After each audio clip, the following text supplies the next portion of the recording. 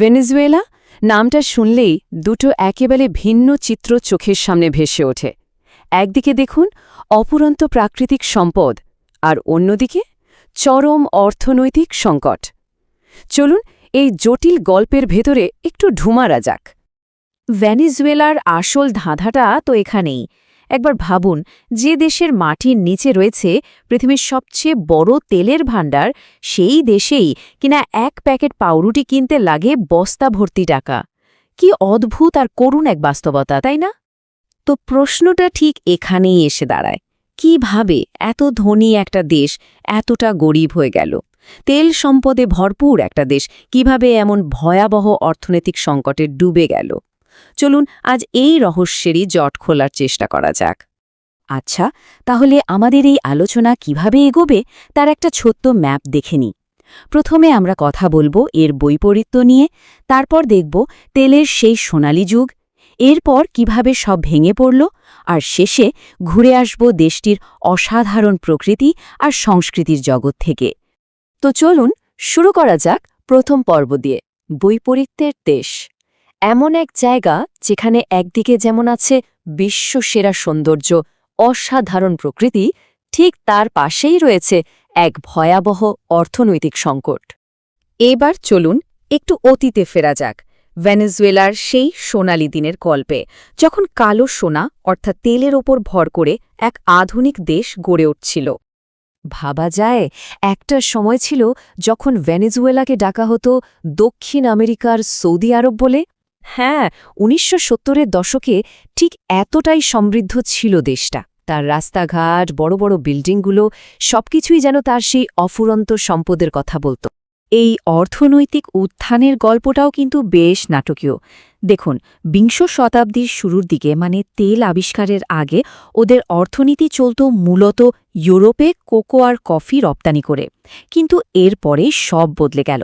১৯১৪ সাল থেকে তেলের বাণিজ্যই হয়ে উঠল দেশের মূল চালিকা শক্তি, আর এই তেলের হাত ধরেই তারা পৌঁছে গিয়েছিল সমৃদ্ধির শিখরে। আচ্ছা, এত প্রাচুর্যের পর কিভাবে সব ভেঙে পড়ল? চলুন এবার সেই গল্পটাই শোনা যাক, কিভাবে ভেনেজুয়েলা প্রাচুর্য থেকে পতনের দিকে এগিয়ে গেল।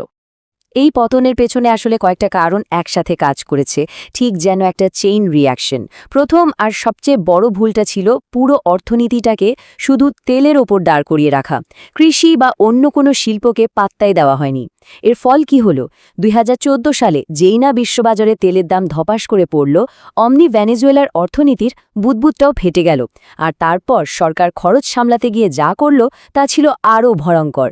তারা কোনো ভাবনা চিন্তা না করেই ইচ্ছে মতো টাকা ছাপানো শুরু করে দিল, আর এর ফলেই জন্ম নিল হাইপার ইনফ্লেশন। হাইপার ইনফ্লেশন জিনিসটা কি, তাই তো? সোজা কথায় এটা এমন একটা অবস্থা যখন টাকার দাম হু হু করে কমতে কমতে প্রায় কাগজের টুকরোর মতো হয়ে যায়। ভেনেজুয়েলার মুদ্রা বলিভার অবস্থাও ঠিক তাই হয়েছিল। আক্ষরিক অর্থে তার রদ্দি কাগজের চেয়েও সস্তা হয়ে পড়েছিল। সাধারণ মানুষের জীবনে এর প্রভাব যে কতটা ভয়াবহ ছিল তা কল্পনাও করা কঠিন। এই অর্থনৈতিক ভুলের সাথে যোগ হয়েছিল প্রকৃতির রোষ। ১৯৯৯ সালের ভয়াবহ বন্যা আর ভূমিধস দেশটার অবস্থাকে আরও খারাপ করে দেয়। হাজার হাজার মানুষ মারা যায়, শহর বন্দর ধ্বংস হয়ে যায়। মানে একদিকে ভুল নীতি আর অন্যদিকে প্রাকৃতিক দুর্যোগ, এই দুয়ের আঘাতে দেশটা একেবারে নুয়ে পড়েছিল। আচ্ছা, অর্থনৈতিক সংকট, পতন, এইসব নিয়ে তো অনেক কথা হলো, কিন্তু ভেনেজুয়েলার এমন কিছু সম্পদ আছে যা চিরন্তন, যার উপর কোনো সংকটের ছায়া পড়ে না। হ্যাঁ, আমি বলছি এর অবিশ্বাস্য প্রাকৃতিক সৌন্দর্যের কথা। চলুন এবার সেই জগতে ডুব দেওয়া যাক। শুধু একটা সংখ্যাই এর বিশালতা বোঝানোর জন্য যথেষ্ট: ৯৭৯ মিটার। ভাবা যায়? এটাই হলো অ্যাঞ্জেল জলপ্রপাতের উচ্চতা, যা তাকে পৃথিবীর সর্বোচ্চ জলপ্রপাতের খেতাব দিয়েছে। আর এর সবচেয়ে অবাক করা ব্যাপার কি জানেন? এটা এতটাই উঁচু থেকে পড়ে যে জল নিচে মাটি ছোঁয়ার আগেই বাতাসে মিশে কুয়াশার মতো হয়ে যায়। কি অসাধারণ এক দৃশ্য! কিন্তু ভেনেজুয়েলার বিস্ময় শুধু অ্যাঞ্জেল জলপ্রপাতেই শেষ নয়। এখানে আছে ক্যাটাটাম্বল লাইটেনিং, যেখানে বছরে প্রায় 1650 রাত ধরে আকাশ বিদ্যুতের আলোয় ঝলমল করে। আছে মাউন্ট রোরোমার মতো টেবিল টপ পাহাড়, যা দেখলে মনে হয় যেন মেঘের উপর ভেসে আছে।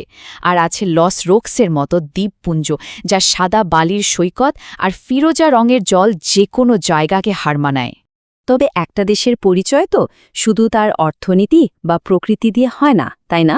আসল পরিচয় তো তার মানুষ আর সংস্কৃতিতে। চলুন এবার ভেনেজুয়েলার সেই হৃদয়ের খোঁজ করা যাক। ধর্মের দিক থেকে দেখলে ভেনেজুয়েলার প্রায় 96% মানুষই রোমান ক্যাথলিক। সুতরাং বলাই যায় এটি একটি ক্যাথলিক প্রধান দেশ। ভেনেজুয়েলার সংস্কৃতি হল বিভিন্ন ধারার এক দারুণ মিশ্রণ। এখানে স্প্যানিশ, ইতালীয়, পর্তুগিজ আর আফ্রিকান সংস্কৃতির প্রভাব দেখা যায়। আর হ্যাঁ, সৌন্দর্য প্রতিযোগিতার প্রতি তাদের জুনুন তো বিশ্ববিখ্যাত। এ পর্যন্ত 7 বার মিস ইউনিভার্স খেতাব জিতেছে তারা।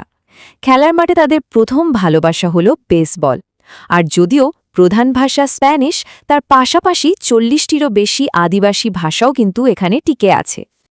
তাহলে সবশেষে একটা প্রশ্ন কিন্তু থেকেই যায়, যে দেশের কাছে এত অসাধারণ প্রাকৃতিক সম্পদ আর এমন প্রাণবন্ত একটা সংস্কৃতি আছে, সেই ভেনেজুয়েলা কি পারবে তার এই সংকটময় বর্তমানকে পেছনে ফেলে অতীতের মতো এক সমৃদ্ধ ভবিষ্যতের দিকে এগিয়ে যেতে? এর উত্তরটা হয়তো সময়ের হাতেই তোলা রইল।